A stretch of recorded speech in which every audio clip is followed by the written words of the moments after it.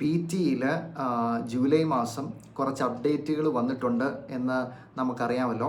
അപ്പോൾ അതിനെക്കുറിച്ച് കുറച്ച് കാര്യങ്ങൾ പറഞ്ഞു തരാമെന്ന് വിചാരിച്ചിട്ടാണ് ഈ വീഡിയോ ഇപ്പോൾ ചെയ്യുന്നത്. ഞാനങ്ങനെ യൂട്യൂബ് ഫോക്കസ് ചെയ്ത് ഒരുപാട് വീഡിയോകൾ ചെയ്തിട്ടില്ല.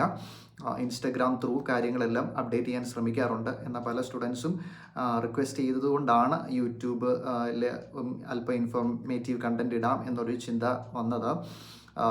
അതുകൊണ്ട് തന്നെ പി ടി സ്റ്റോറീസിൻ്റെ യൂട്യൂബ് ചാനൽ സബ്സ്ക്രൈബ് ചെയ്യാത്തവർ തീർച്ചയായിട്ടും സബ്സ്ക്രൈബ് ചെയ്യുക. ഇനി തുടർച്ചയായിട്ട് ഇതുപോലുള്ള വീഡിയോകൾ ഇടാനായിട്ട് ഞാൻ പ്ലാൻ ചെയ്യുന്നുണ്ട്. അപ്പോൾ നിങ്ങളെ ഒരുപാട് മുഷിപ്പിക്കാതെ ദീർഘനേരമുള്ളൊരു വീഡിയോ ആക്കാതെ പെട്ടെന്ന് തന്നെ കാര്യം പറഞ്ഞിട്ട് ഞാൻ അവസാനിപ്പിക്കാം. അപ്പോൾ ജൂലൈ മാസം എന്തൊക്കെ അപ്ഡേറ്റുകളാണ് എന്നുള്ളതാണ് നമ്മൾ പറയാനായിട്ട് ഉദ്ദേശിക്കുന്നത്. ഇപ്പോൾ ഒന്നാമത് ഒരു അപ്ഡേറ്റ് ആയിട്ട് ഇപ്പോൾ സ്റ്റുഡൻസിൻ്റെ ഭാഗത്തു നിന്ന് കിട്ടിയ ഫീഡ്ബാക്കിൽ നിന്ന് മനസ്സിലാക്കുന്നത് റിപ്പീറ്റ് സെനൻസിൽ വന്ന മാറ്റമാണ്. റിപ്പീറ്റ് സെനൻസിൽ നേരത്തെ ബീപ്പ് സൗണ്ട് ഇല്ലായിരുന്നു നമ്മൾ ആൻസർ പറയാൻ തുടങ്ങുന്നതിന് മുമ്പേ. പക്ഷേ ഇപ്പോൾ നല്ല ശബ്ദത്തിൽ ഒരു ബീപ്പ് സൗണ്ട് കേട്ടതിന് ശേഷമാണ് ആൻസർ പറയേണ്ടത് എന്നാണ് നമ്മൾ മനസ്സിലാക്കുന്നത്. നോക്കൂ, ഇങ്ങനെയുള്ള കാര്യങ്ങളൊന്നും പിയേഴ്സിൻ്റെ ഭാഗത്തുനിന്ന് ഒഫീഷ്യലായിട്ട് ഒരു അപ്ഡേറ്റും വന്നിട്ടില്ല എന്ന് നമ്മൾ മനസ്സിലാക്കണം. ഇങ്ങനെയുള്ള ടെക്നിക്കലായിട്ടുള്ള കാര്യങ്ങൾ പൊതുവെ അവർ ഒഫീഷ്യലായിട്ട് പറയണമെന്ന് നിർബന്ധമില്ല. ചില കാര്യങ്ങൾ പറഞ്ഞു തരിക, പക്ഷേ പൊതുവെ അങ്ങനെ പറയണമെന്ന് നിർബന്ധമില്ല. അപ്പോൾ ഒഫീഷ്യലായിട്ട് ഇതിനെക്കുറിച്ചൊന്നും അനൗൺസ്മെൻറ്റ് വന്നിട്ടില്ല. സ്റ്റുഡൻസ് എക്സാമിന് പോയി എഴുതിയിട്ടുള്ളവരിൽ നിന്ന് കേൾക്കുന്ന ഫീഡ്ബാക്കിൽ നിന്നാണ് നമുക്കിത് മനസ്സിലാക്കാൻ സാധിക്കുന്നത്. അപ്പോൾ റിപ്പീറ്റ് സെനൻസിൽ ഒരു ബീപ്പ് സൗണ്ട് കേൾക്കുന്നുണ്ട് എന്നുള്ളതാണ് ഒന്നാമത്തെ ഒരു മാറ്റമായിട്ട്, ഒരു അപ്ഡേറ്റ് ആയിട്ട് നമുക്ക് കാണാൻ പറ്റുന്നത്. ഈ ബീപ്പ് സൗണ്ട് സാധാരണ വരുന്ന രീതിയിൽ ഒരു ചെറിയ സൗണ്ടായിട്ടല്ല വരുന്നത്, അല്പം ഒച്ചത്തിലാണ്, അല്പം സൗണ്ട് കൂടുതലാണെന്ന് ചില സ്റ്റുഡൻസ് പറയുന്നുണ്ട്. അപ്പോൾ ഇങ്ങനെ സൗണ്ട് കൂടുതൽ വരുമ്പോൾ സ്റ്റുഡൻസിന് അല്പം ഡിസ്ട്രാക്ഷൻ ഉണ്ടാവുന്നുണ്ട്. ചിലപ്പോൾ പറയാൻ വന്നിരുന്ന ആൻസർ ഓർക്കാതെ പോകുന്ന സാഹചര്യമൊക്കെ ഉണ്ട് എന്ന് പല സ്റ്റുഡൻസും പറയുന്നുണ്ട്. അപ്പോൾ അതുകൊണ്ട് നിങ്ങൾ അതൊന്ന് പ്രത്യേകം ശ്രദ്ധിച്ചോണം. നിങ്ങൾ ഡിസ്ട്രാക്റ്റഡ് ആവരുത്. കഴിഞ്ഞ ദിവസം എൻ്റെ ഒരു സ്റ്റുഡൻറ്റ് പോയിട്ട് പുള്ളിക്ക് ശബ്ദ കൂടുതൽ കാരണം അവിടെ ഇൻവിജിലേറ്ററോട് പറയേണ്ടി വന്നു, ഇത് ഭയങ്കര ഒച്ചയാണല്ലോ, നിങ്ങൾക്ക് സൗണ്ട് കുറയ്ക്കാമോ എന്ന് ചോദിച്ചു. പക്ഷേ അതിൻ്റെ അകത്ത് ഇൻവിജിലേറ്ററിന് പ്രത്യേകിച്ച് ഒന്നും ചെയ്യാനില്ല, കാരണം അത് കമ്പ്യൂട്ടറിൽ ഫിക്സ് ചെയ്തിരിക്കുന്ന ഒരു സാധനമാണ്. അപ്പോൾ അതിൻ്റെ അകത്ത് പ്രത്യേകിച്ച് മാറ്റങ്ങൾ വരുത്താൻ അവർക്ക് സാധിക്കുകയില്ല. അപ്പോൾ അല്പം ആ വിഷയത്തിൽ അല്പം ബുദ്ധിമുട്ടിപ്പോയി, എങ്കിലും കുഴപ്പമില്ലാത്ത രീതിയിൽ അത് കംപ്ലീറ്റ് ചെയ്യാൻ പറ്റി എന്നാണ് ആ സ്റ്റുഡൻറ്റ് പറഞ്ഞ്. വേറെ ഒന്ന് രണ്ട് പേര് പറഞ്ഞു, സാറേ മാനേജബിൾ ആയിരുന്നു, ഒച്ച ഇച്ചിരി കൂടുതലായിട്ട് തോന്നിയെങ്കിലും കുഴപ്പമില്ലാത്ത രീതിയിൽ അത് ചെയ്യാൻ പറ്റിയെന്ന് പറയുന്നുണ്ട്. അപ്പോൾ ഈ റിപ്പീറ്റ് സെനൻസിലെ ഈ ഒരു കാര്യം നിങ്ങൾ ശ്രദ്ധിക്കണം. പ്രത്യേകിച്ച് ഈ ജൂലൈ മാസം മുതൽ അതിൽ ഇങ്ങനൊരു സംഭവം വരുന്നുണ്ട്. പക്ഷേ കാലക്രമത്തിൽ ആ ഒച്ച കൂടിയ ഒരു അവസ്ഥയ്ക്കൊക്കെ അല്ലെങ്കിൽ അതിൻ്റെ അകത്തൊക്കെ അപ്ഡേറ്റുകൾ വരികയും സോഫ്റ്റ്വെയർ അത് സെറ്റാക്കുകയും ചെയ്യും. പക്ഷേ നമ്മൾ എക്സാമിന് പോകുമ്പോൾ ഇങ്ങനൊരു സാഹചര്യമാണെങ്കിൽ ശ്രദ്ധിക്കേണ്ടത് വളരെ അത്യാവശ്യമായ ഒരു കാര്യമാണ്. രണ്ടാമത്തെ കാര്യം എന്ന് പറയുന്നത് ഈ സ്ക്രീനിൻ്റെ, അതായത് ഇൻ്റർഫേസിൽ, അതായത് നമ്മുടെ സ്ക്രീനിൽ വന്നിട്ടുള്ളൊരു മാറ്റമാണ്. നേരത്തെ ഈ സ്പീക്കിംഗ് ഒക്കെ ചെയ്യുമ്പോൾ റെക്കോർഡിംഗ് ബാർ നമ്മൾ സ്ട്രെയിറ്റ് ആയിട്ട് നമുക്കിങ്ങനെ സ്ക്രീനിൽ നടുക്ക് തന്നെ സെൻറ്ററിൽ തന്നെ കാണത്തക്ക നിലയിലായിരുന്നു. പക്ഷേ ഇപ്പോൾ അത് മാറിയിട്ട് ഒരു സർക്കുലർ ഫോമായിട്ട് സൈഡിലോട്ട് മാറ്റി എന്നാണ് പറയുന്നത്. അപ്പോൾ അത് ഈ റെക്കോർഡിങ് നമ്മുടെ ഈ സോഫ്റ്റ്വെയറുകളിലൊന്നും, പക്ഷേ ഇത് നമ്മൾ പ്രാക്ടീസ് ചെയ്യുന്ന സോഫ്റ്റ്വെയറുകളിലൊന്നും ഈ ഒരു മാറ്റം അവർ കൊണ്ടുവന്നിട്ടില്ല.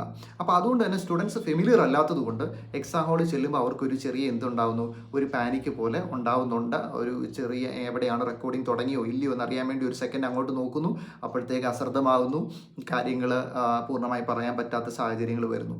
അപ്പോൾ ഇതൊരു കോൺസെൻട്രേഷൻ ഇഷ്യൂ ഉണ്ടാക്കുന്നുണ്ട്.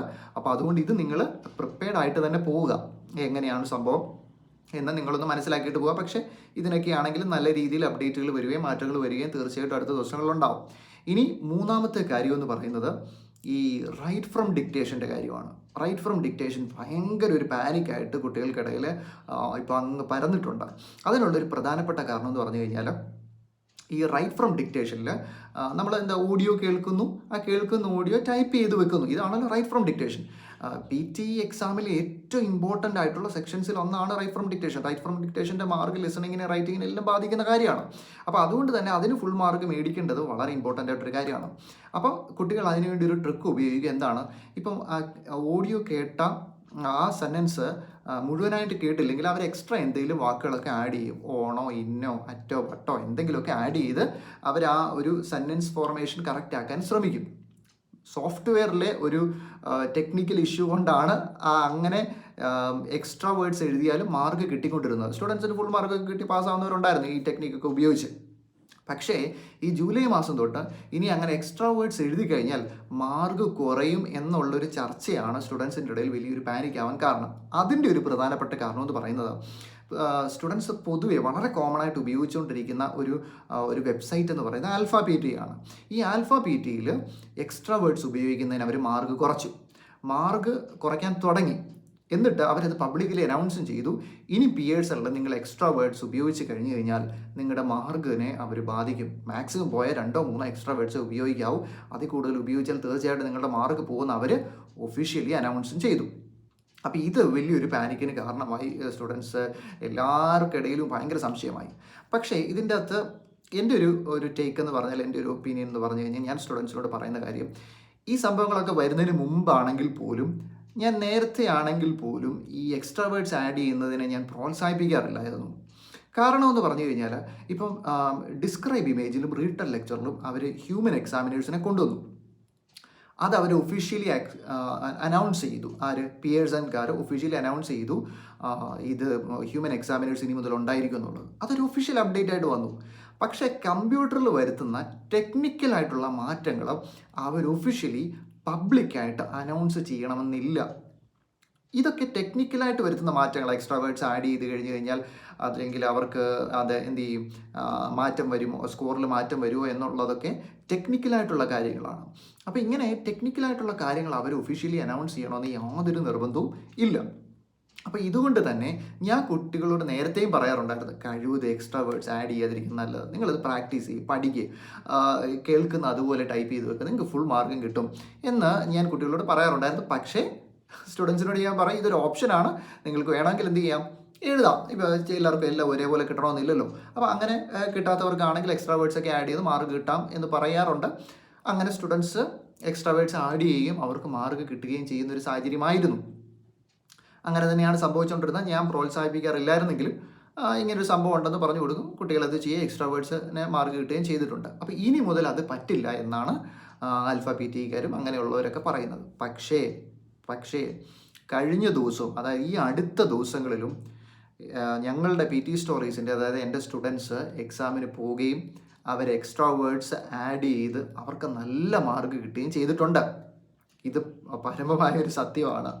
അപ്പോൾ പൊതുവേ ഞാൻ അതിനോട് യോജിക്കുന്നില്ല എങ്കിലും, അതായത് എക്സ്ട്രാ വേർഡ്സ് ആഡ് ചെയ്യുന്നതിനോട് പൊതുവെ ഞാൻ യോജിക്കുന്നില്ല എങ്കിലും സ്റ്റുഡൻസ് അങ്ങനെ ചെയ്യാറുണ്ട്, അവർക്ക് മാർക്ക് കിട്ടുന്നുമുണ്ട്. ഈ അടുത്ത ദിവസവും ഈ അപ്ഡേറ്റ് വന്നു എന്ന് പറഞ്ഞതിന് ശേഷവും സ്റ്റുഡൻസ് പോയി എക്സാം എഴുതി എക്സ്ട്രാ വേർഡ്സ് ആഡ് ചെയ്ത് അവർക്ക് മാർക്ക് കിട്ടിയിട്ടുണ്ട്. അപ്പോൾ എക്സ്ട്രാ വേർഡ്സ് ആഡ് ചെയ്ത് കഴിഞ്ഞാൽ മാർക്ക് കിട്ടില്ല എന്നുള്ള വാദത്തോട് എനിക്ക് പേഴ്സണലി യോജിക്കാൻ സാധിക്കുകയില്ല.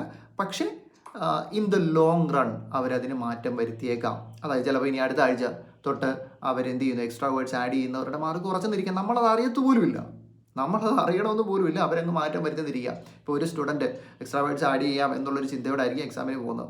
അപ്പോൾ അന്ന് എക്സ്ട്രാ വേർഡ്സ് ആഡ് ചെയ്തു, ചിലപ്പോൾ അന്ന് തൊട്ടായിരിക്കും അവരെന്ത് ചെയ്യുന്നത്, ഇതിന് മാർക്ക് കുറയ്ക്കുന്നത്. അപ്പം നമുക്കറിയത്തില്ല എന്ന് മുതലാണ് ഇത് സംഭവിക്കുന്നത്. പക്ഷേ ആൽഫ ബി ടിയിൽ അങ്ങനെ ഒരു മാറ്റം വരുത്തി എന്നതുകൊണ്ട് ഒഫീഷ്യലി പിയേഴ്സണിൽ എക്സ്ട്രാ വേർഡ്സ് ഉപയോഗിക്കാൻ പറ്റില്ല എന്ന് പറയുന്നതിനോട് എനിക്ക് യോജിപ്പില്ല. കഴിഞ്ഞ ദിവസവും ഞങ്ങളുടെ സ്റ്റുഡൻസ് പോവുകയും എക്സ്ട്രാ വേർഡ്സ് ആഡ് ചെയ്യുകയും അവർക്ക് മാർക്ക് കിട്ടുകയും ചെയ്തിട്ടുണ്ട് എന്ന് ഞാൻ ആവർത്തിച്ച് പറയുന്നു.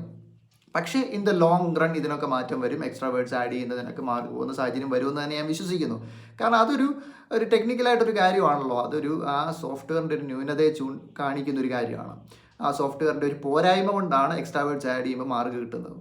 അപ്പോൾ ആ പോരായ്മ അവർ തീർച്ചയായിട്ടും മാറ്റും. കാരണം ഇത് AI ആർട്ടിഫിഷ്യൽ ഇൻ്റലിജൻസിൻ്റെ കാര്യമല്ല. ഇതൊക്കെ അപ്ഡേറ്റ് ചെയ്തെടുക്കാൻ എത്ര നേരം എടുക്കും ഇതൊക്കെ ഒന്ന് സെറ്റാക്കി വരാനായിട്ട്. അപ്പോൾ തീർച്ചയായിട്ടും ആ ന്യൂനതയൊക്കെ അവർ പരിഹരിക്കുക തന്നെ ചെയ്യും എന്ന് തന്നെയാണ് ഞാൻ വിശ്വസിക്കുന്നത്. അപ്പോൾ എക്സ്ട്രാ വേർഡ്സ് ആഡ് ചെയ്യേണ്ടവർക്കാണെങ്കിൽ ആഡ് ചെയ്യാം.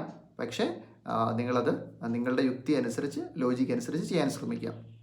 ഈ 3 കാര്യങ്ങളാണ് പ്രധാനമായിട്ടും ഒരു അപ്ഡേറ്റ് ആയിട്ട് ജൂലൈ മാസം മുതൽ പിയേഴ്സൻ്റെ എക്സാമിൽ, PT എക്സാമിൽ വരുന്ന മാറ്റങ്ങളായിട്ട് നമുക്ക് മനസ്സിലാക്കുന്നത്. അപ്പോൾ ഈ 3 കാര്യങ്ങൾ നിങ്ങൾ പ്രത്യേകം ശ്രദ്ധിക്കുക.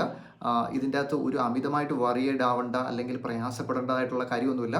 നമ്മുടെ സ്റ്റുഡൻസിനൊക്കെ 90 ഔട്ട് ഓഫ് 90, 82, 83, 84, അങ്ങനെ 79, 75 അങ്ങനെ നല്ല സ്കോറുകൾ കിട്ടുന്നുണ്ട്. നിങ്ങൾ ഒരുപാട് പാനിക് ആവേണ്ട. നല്ലവണ്ണം പ്രാക്ടീസ് ചെയ്യുക, പഠിക്കുക. അതുപോലെ തന്നെ PT സ്റ്റോറീസിൻ്റെ ഈ യൂട്യൂബ് ചാനൽ സബ്സ്ക്രൈബ് ചെയ്യാത്തവർ തീർച്ചയായിട്ടും സബ്സ്ക്രൈബ് ചെയ്യുക. ഇനി മുതൽ യൂട്യൂബ് ഫോക്കസ് ചെയ്തും എഡ്യൂക്കേഷണൽ കണ്ടൻറ്റ് അത് PT റിലേറ്റഡ് ആയിട്ടുള്ള ഞാൻ അപ്ലോഡ് ചെയ്യുന്നതായിരിക്കും. അതുകൊണ്ട് തീർച്ചയായിട്ടും ഈ ചാനൽ സബ്സ്ക്രൈബ് ചെയ്യുക. നിങ്ങൾക്കത് വളരെ യൂസ്ഫുൾ ആയിട്ട് തന്നെ വരും. Thank you.